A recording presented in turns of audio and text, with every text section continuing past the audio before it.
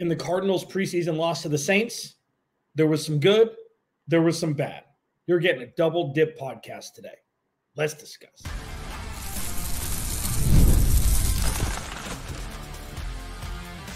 You are Locked On Cardinals, your daily Arizona Cardinals podcast. Part of the Locked On Podcast Network, your team every day. And Locked On Cardinals, Alex Clancy here. Follow me on Twitter at Clancy's Corner _ Follow the podcast at Locked On AZ Cards. Thank you for making Locked On Cardinals your first listen, free wherever you get your podcast and on YouTube, part of the Locked On Podcast Network, your team every day. Yes, double dip today. I don't think I've ever done this before. You're going to get 2 full podcasts on the Cardinals preseason loss to the Saints over the weekend. You're going to get the good right now. The next podcast, you're going to get the bad. And I think that this is the best way to kind of, deep dive into the first look that we've gotten to this new look Arizona Cardinals. And it wasn't with the starters. It was with a lot of bench guys, a lot of guys that are fighting to make the final 53. But it shows that, it showed the tenets of this Jonathan Gannon-led Arizona Cardinals, regardless of who was garnering and wearing the jerseys in between the lines playing the game. And I think it deserves a double dip, if I may. Please go to the YouTube channel, search Locked On Arizona Cardinals. Hit that subscribe button, man. Turn notifications on. Leave a review where you get your audio podcast if you so desire. I'm just happy that you're here. Today's episode of Locked On Cardinals is brought to you by LinkedIn. LinkedIn Jobs helps you find the qualified candidates you want to talk to faster. Post your job for free at linkedin.com/LockedOnNFL. That's linkedin.com/LockedOnNFL to post your job for free. Terms and conditions apply. I did see an everydayer today in the wild, as it were. I will not divulge the job by which this everydayer pays his bills. His or hers. Had a nice little conversation. You get your shout out, dude. Yeah. This gentleman thinks that the Cardinals upside could be 10 wins. I don't necessarily disagree. I've discussed that if the Cardinals can go 500 through their first 8 weeks, they can for sure make the playoffs. It's really going to be determined on those first 8 games or so. But always good to see if anybody ever sees me out, tap me on the shoulder, bear hug me. I don't care. Always love meeting everybody that listens, watches, and has for a long time. So shout out to you, man. Thanks for listening and watching. So the good. You see if you're watching on YouTube, the overlay. Final segment must be Michael Carter. Let me explain this way. More players played more snaps, those who are trying to make the roster, as opposed to those who are already going to be on the 53. And I'm gauging this on a scale based on importance of player going into the season as we currently sit. As we currently see the Arizona Cardinals, what the roster construction is going to be. So Michael Carter, third segment, he should make the team. I don't know why people are saying he's RB4. Second segment, Darren Hall, who's that? I'll tell you. And then Xavier Thomas, who's that? I'll tell you. And then first segment I'm going to discuss now is Darius Robinson. Darius Robinson only played, I think, 11 snaps. Okay, so it's like, well, how could he be the good if he only played 11 snaps? Because immediately, there was zero, oh no, he's not ready, coursing through one's veins watching this game. The last couple first-round defensive picks saw the, oh no, he's not ready immediately in Isaiah Simmons and Zaven Collins. Immediately. It's like, oh no. Steve Keim did it again. And that's not fair. You have to wait. You have to see. And it's come to fruition during regular NFL games, one of whom isn't on the team anymore, and one who's on his, he got his 2-year extension. He means more. He's a better player, better football player than Isaiah Simmons. But Darius Robinson got through the interior of the offensive line of the Saints first snap. The dude is large. The dude also didn't play any snaps of his 11 on the traditional edge. He was on the defensive line. So it'll be very interesting to see his impact and how it benefits this lighter than expected pass rush, especially with Bija Ojulari out. I'm sure they're going to sign a veteran edge rusher at some point. They have to. Like, I don't see, unless they really believe that Zaven Collins can be that guy. But Darius Robinson came out first rounder. You can tell. You can just tell. Just like, and again, small sample size, of course. They played the starters, the Saints did, for the first couple series. So this wasn't like it was 3 guys from the practice squad and 2 guys who may not be in the NFL next year. Like, Trevor Penning's not great. Their offensive line isn't fantastic. But Darius Robinson immediately looked like an NFL player. And if you've listened or watched this podcast long enough, you understand there's the field test and the eye test. And this does correlate to my head coach theory, where it's like, D'Amico Ryans looked like a head coach before he was a head coach. You can just tell, if you've been around sports long enough, you can just see the inner workings of what makes an NFL head coach. And you see them as coordinators. Jonathan Gannon, we didn't know. We knew right away week 1 last year, preseason, head coach. You can just tell. You can tell. Darius Robinson didn't show the oh no factor, and that's a win. That's a good. Because as fun as it is to be like, oh, Monty Osborne had great drafts, we have no idea really if that's true or not yet. The ceiling doesn't exist. Let's just say that is the first indicator of a good draft. If all of these players pop, I mean, whatever, say 60% or 70% of these players pop, the Cardinals are making the playoffs for the next 5 years. The importance of the young players hitting the ground running immediately is the direct determinant on if they make the playoffs next season. And if they really hit the ground running, they can make the playoffs this year. But if you look at Darius Robinson, he was the least sexy first-round pick. He was all SEC, man. That used to mean something a lot more than it does now. It used to mean a lot more when, it was 9-3 LSU Alabama in the game of the year. It's different. But Darius Robinson, first NFL action, looked good. Sample size was small. It's the preseason. I'm going to say this probably thrice. What is 4? Quadth? That's not right. During this double dip today. I understand this is the preseason. I understand people overblow everything in the preseason. And there's also very, very important little, what do they call them? Easter eggs. Is that what they call them? Like in TVs and movies and stuff?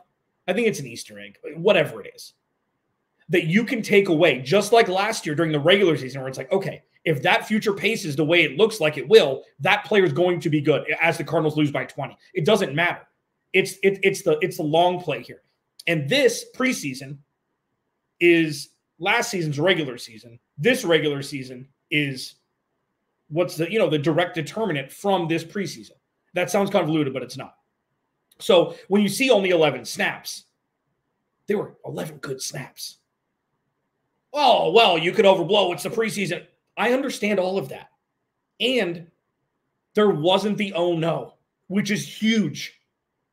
First impressions, a lot of times, are the truth immediately regarding if you made a good draft pick or not. Kool-Aid McKinstry looked fantastic on the other side. Max Melton didn't play. So we're not going to find out about him. But all in all, Darius Robinson looked good, and that's good. We're going to talk about the next good thing. Yeah, that's a hell of a transition. Not my best. Locked on Cardinals next. This episode of Locked on Cardinals is brought to you by our friends at LinkedIn. When you're hiring for your small business, you want to find quality professionals that are right for the role. That's why you have to check out LinkedIn Jobs. LinkedIn Jobs has the tools to help you find the right professionals for your team faster and for free. LinkedIn Jobs isn't just a job board, man.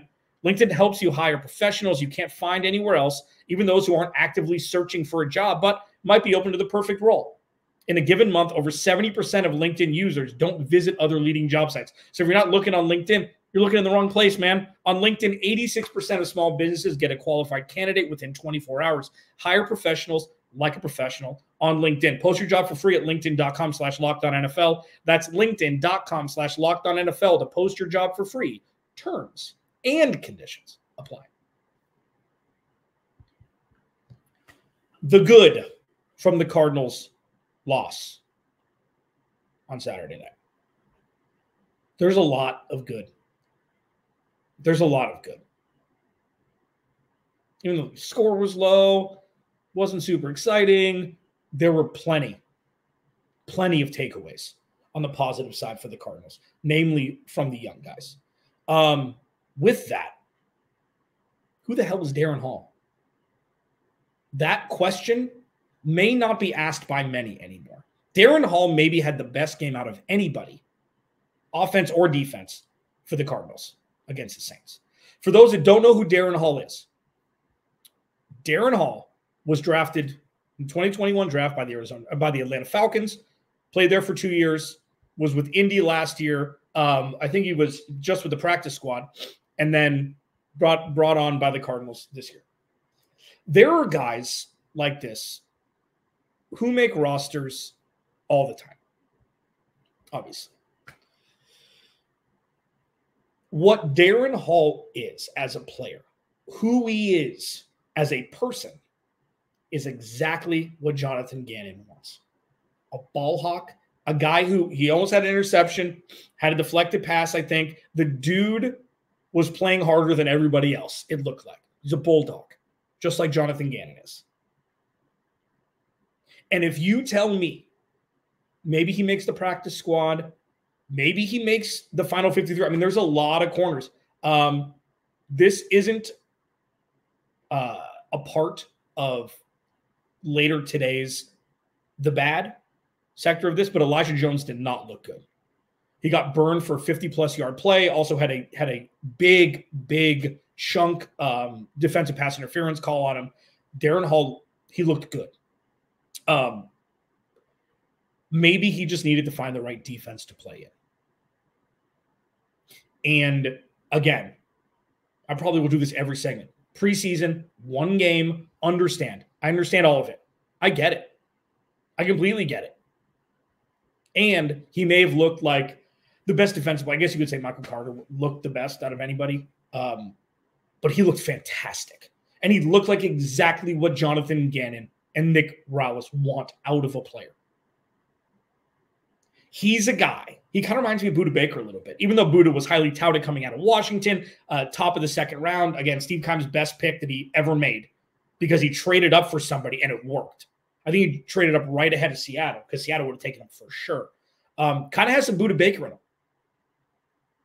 Kind of has some disregard for his body. Just going out and making football plays. He looked great. In that same light, Xavier Thomas. And the reason why I put both of these players, like I stated in the opening, is because the Cardinals' cornerback room and pass rush room need like the biggest question marks, especially the pass rush because we have no idea with BJ Ojulari what it's going to look like. The cornerback room because they're a bunch of young guys and John Murphy Bunting. So it's not question marks like, oh no, what the hell is going to happen? It's more, what's it going to look like? Who's going to step up? Is it going to be this year or next year? Things like that. Xavier Thomas looked fantastic. 3 pressures, 1 sack. His first step is lightning fast off the edge. And he played more against the 2s and the 3s. Completely understandable. But he's never played an NFL down before. Preseason or not. Played 6 years at Clemson because of injuries. But if that dude stays healthy, he could be like, and this is no bleep, he could be the leading pass rusher for the Cardinals in 2024. And again, this is not directly correlative to his snap count on Saturday. Okay? It's not. And he looked very comfortable. He looked very, very comfortable. and he's big, and he's strong, and he's scary. Like, off the edge. When he got the sack, he didn't get, like, he grabbed Spencer Rattler. I think somebody else was, I think he was given the full sack, even though it's preseason. He didn't make the tackle, but he got Spencer Rattler off his legs, and there ended up being somebody else tackling him. But it was immediate. It was an immediate dipsy doodle around the left tackle, and he was there. So, played 11 snaps on special teams, 34 snaps total. He looked good. He looked good. And with pass rush, you're kind of seen right away. It's not fair early on, and sure, all of this or none of this could translate come week one. And I completely understand that. But we're starting to see actual pads on and actual opposition and score and running clock and all that stuff. And this is what we've seen so far. It'll be very interesting to see what happens next week, what's going to be snowballed down, and what we're going to see again, because that's going to be the theme of this week. Who's going to replicate? Who's going to expound? Who's going to regress? Who's going to get better? Who's going to say all of those things? That's the fun part for next week, or for this weekend. But so far, Darren Hall and Xavier Thomas look fantastic. You know what? And I want to throw an honorable mention here. Starling Thomas looked great. Okay, you can start to see the experience that he had last year against guys who haven't had that experience, which he played against. I may have been, and listen, I'm always the first one to say when I'm wrong. Okay, it doesn't happen very often. I mean, come on, let's be real. But if I'm wrong about him, the Cardinals could have a plethora, if I may, of talented young corners. Like, put it this way. If like 70%, which is a lot, but like say 70% are playing at B- or better level by the end of this year with Sean Murphy-Bunting, Max Melton, Starling Thomas, say Darren Hall makes the roster again very early. Elijah Jones, like even 3 out of 5, Garrett Williams. So out of 6 guys, if 4 out of 6 guys played a B- or better level, we're having a completely different conversation. Completely different conversation. And what we've seen so far through one game, the Cardinals went up against the ones for the Saints and pretty much shut them down. First game of preseason, all of it. I get it all. And they did that. They didn't give up 2 first-quarter touchdowns on broken plays to wide receivers. Or Alvin Kamara, Jamal Williams didn't run roughshod. Jamal Williams had a couple pretty good chunk runs. But they didn't put up 14 points in 2 series and we're like, oh no, this year is going to be tough on the defensive side of the ball. Didn't happen. And that's a win. And that's good. And that's why that was a segment of it, because, I'm doing 2 podcasts today. The good first, that's this one, and then the bad next. So that's why it's in the good one. Michael Carter, he won the night. Does it matter? Should it matter? Yes, it should. Next. This episode of Locked On Cardinals is brought to you by our friends at eBay Motors. Passion, drive, patience. The formula for winning championships is also what keeps your ride or die alive. And eBay Motors has everything you need to maintain your vehicle and level it up to peak performance. Superchargers, roof racks, exhaust kits, LED headlights, and more. Whatever you're into, speed, power, style, whatever, eBay Motors has you covered. With over 122 million parts for your number one ride or die, you'll always find exactly what you're looking for. And with eBay Guaranteed Fit, your part is guaranteed to fit your ride every time or your money back, because with eBay Motors, you're burning rubber, not cash, man. With all the parts you need at the prices you want, it's easy to make your car the MVP and bring home those huge wins. Keep your ride or die alive at ebaymotors.com. Eligible items only. Exclusions apply. eBay Guaranteed Fit, only available to U.S. customers. So Michael Carter won the night. Have a touchdown, looked great, looked spry, looked fast.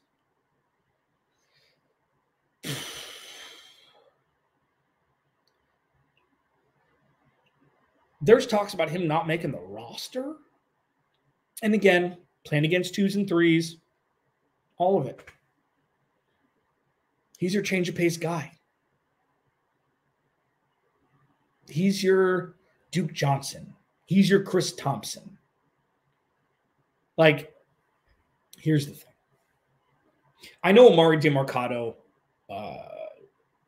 showed flashes last year because when James Conner was out, he was the only running back the Cardinals had until they signed Michael Carter. It's like, you give me James Conner, Trey Benson, and Michael Carter. Those are my three.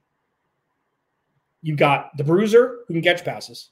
You've got the speedster who's also a bruiser in training at the NFL level because he never played it down, who can catch passes. You got Michael Carter, who is like, maybe he's the Kenneth Gainwell. Okay, there are plenty of teams that have three backs like that, where it's like you've got the bruiser, you got the middle guy, and you've got the speedster. And the Cardinals are lucky enough that all three catch passes. It's not a Derrick Henry or Adrian Peterson earlier in his career thing, or Leonard Fournette or whatever it is. James Conner can do both. Trey Benson can do both. Michael Carter can do both. He's great at catching the ball to the backfield. He's fast. He's smaller, but he can run between the tackles too. So if you're going to be a run-first team, put it this way. Wouldn't you rather have Michael Carter running the ball than Kyler Murray? If it's all the same? Like, sure, Kyler Murray, I call him, and you'll hear me, this is kind of how I'm coining it, the gray area plays, the gray area times, where it's not a broken play, but he can't really find anybody downfield, and especially if teams are running man against him and there's that open gap, he can gain 20 yards in a heartbeat. So taking those away, instead of design runs for Kyler Murray, wouldn't it be great to run an RPO with Michael Carter and trust Michael Carter running the ball and getting the same yardage as Kyler Murray and keeping Kyler Murray behind the line of scrimmage?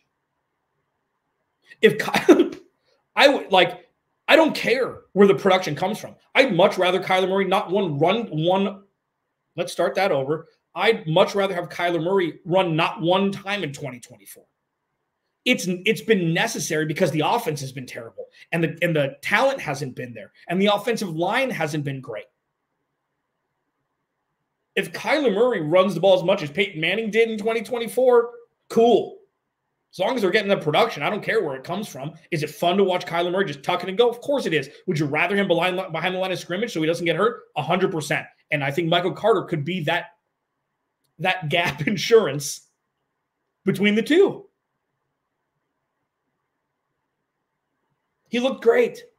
And the 2s and 3s and 4s and 7s. Who cares? He looked good.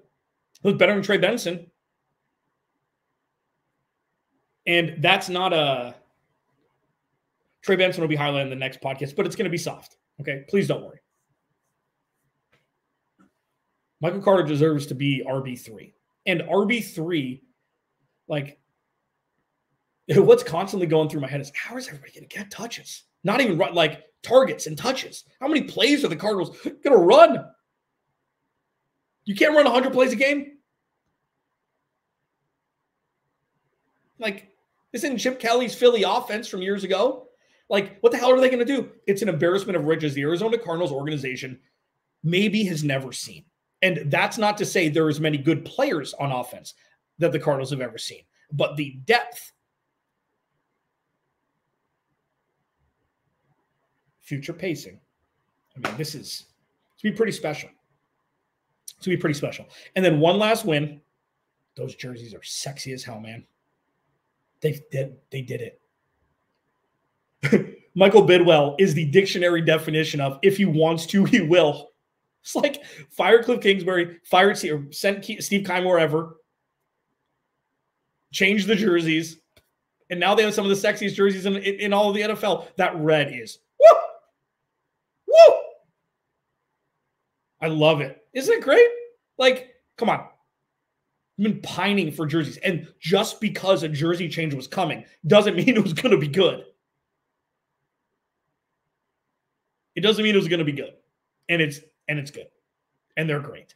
I can't wait to see the all whites. I can't wait to see the all reds. I can't baby doll. Like, the Cardinals are there. The jerseys are there. The helmet, get the bird off the helmet. I haven't said that in a while. Get the bird off the helmet. There's so much that can be done with that helmet that's not that damn bird. Oh, but it's the logo. It has been forever. You know what the Cardinals have been forever? Bad. You know what the Cardinals have been forever? Dysfunctional. You know what the Cardinals have been forever? A laughing stock. Not always. You know what that bird signifies? Losing and dysfunction. Get me a helmet that just has an A on the side or an AZ on the side. I don't care. Or just a clean, plain helmet, plain color helmet. I don't care. Get weird. Try something different. Okay. I know we've had a good podcast here. You and me. You and I. You and I have had fun. I'm not going to start some mess at the end. We've gotten here. Bottom line, the jerseys look chef's kiss. So all in all, the good side was good in a sense that the proof of concept was shown. Darius Robinson looked comfortable. Darren Hall and Xavier Thomas wowed at times. Xavier Thomas, like, I hope he's. The Cardinals haven't drafted somebody late and had it work and had them be impactful right away in quite some time. Now, Dante Stills, honorable mention, looked fine. The interior may be better than we think. Pass rush, not so much. Xavier Thomas could have a hand in that directly. And then Michael Carter looked good. He looked like an NFL player against fringe non-NFL players. Trey Benson, not so much. So that was the good, okay? The bad will be posted a couple hours from now. Thank you for hanging out. Try this. Leave in the comments if you like this double dip here, if you'd like me to do it in one show. I'm trying something different. In the preseason, I'm kind of getting, like, I could do this during the week. I can do this during the regular season.